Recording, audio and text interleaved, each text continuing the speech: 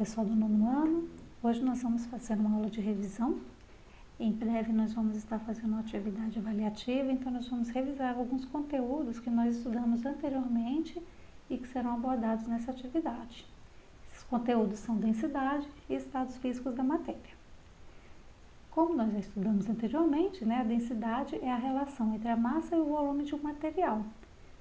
No Sistema Internacional de Unidades, essa densidade é dada em quilogramas por metros cúbicos, também podendo ser encontrada como gramas por centímetro cúbico. Ou alguns exercícios podem ser até unidades diferentes, que é uma forma da gente trabalhar também a transformação de unidades, tá? Então, a densidade é igual a massa dividido pelo volume. A fórmula D é igual a M sobre V. Eu coloquei dois exemplos para a gente dar uma treinada aqui, relembrar como faz o cálculo dessa densidade.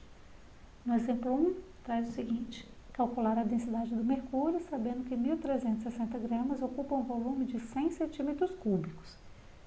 Vamos começar colocando a fórmula. Densidade é igual a massa dividido pelo volume. A densidade é igual a massa, eu sei, 1.360 gramas. 1.360 dividido pelo volume, que é 100 centímetros cúbicos. 1.360 dividido por 100, 13,6 gramas por centímetros cúbicos. No exemplo 2, traz as seguintes informações. Um líquido com volume de 10,7 ml tem massa igual a 9,42 gramas.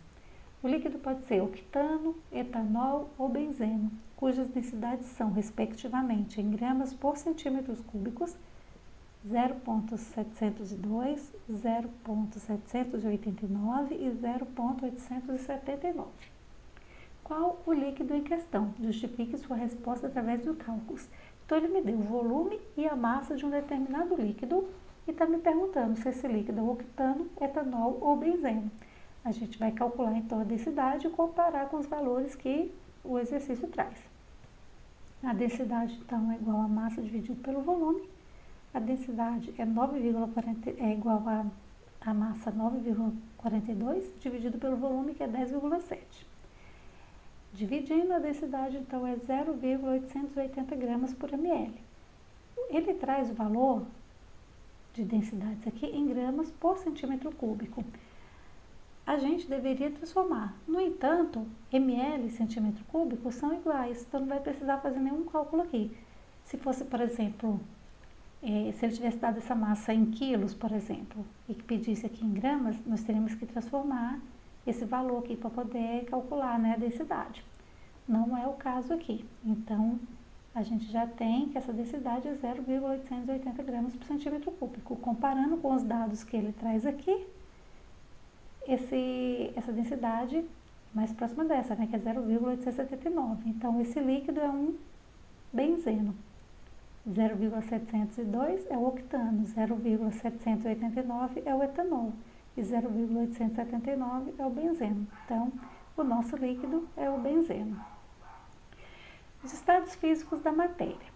A matéria ela pode ser encontrada em 3 estados físicos, que é o sólido, líquido e gasoso.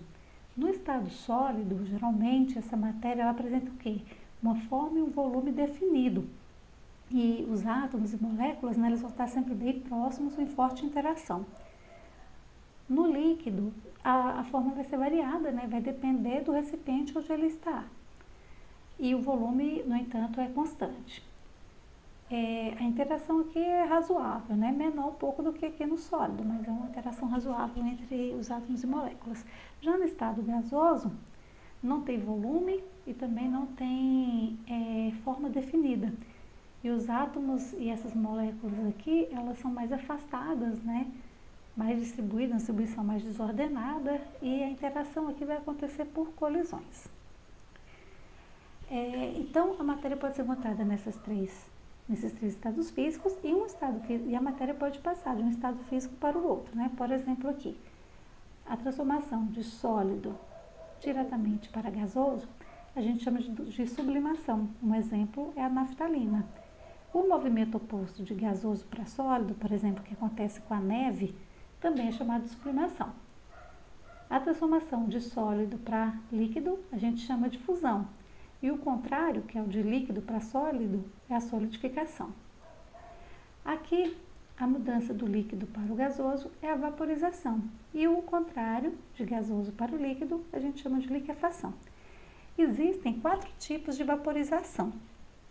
A evotranspiração, né, que é uma soma da água que evapora, da evaporação da água do solo, presente no solo, e também da transpiração das plantas, tá?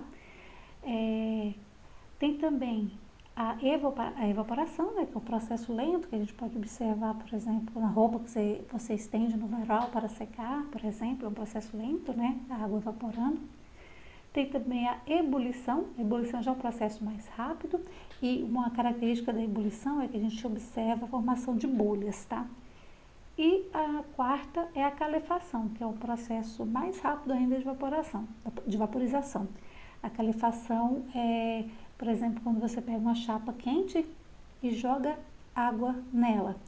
A água bate e na mesma hora ela já evapora, né? Um processo bem rápido, e até aquele barulhinho bem característico, tá? Então, os quatro tipos de vaporização é a evotranspiração, a evaporação, a ebulição e a calefação. Agora vocês vão resolver a lista de exercícios de revisão. Qualquer dúvida é só perguntar. Bons estudos e até a próxima!